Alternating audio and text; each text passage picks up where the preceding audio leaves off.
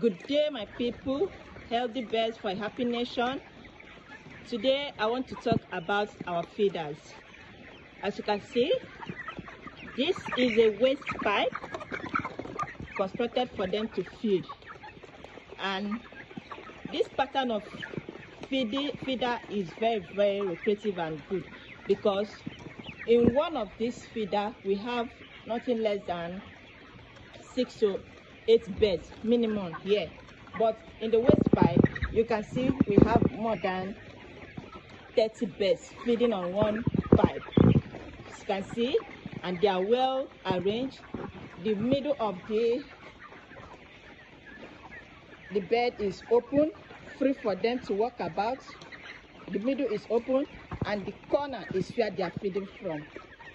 So ask questions on the comment section. I'll tell you how to construct your own feeder. Thank you and have a lovely day.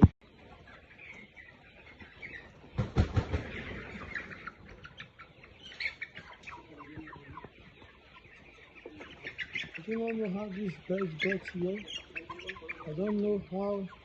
It's like he escaped from where the other dwellers. I don't know how the dwellers.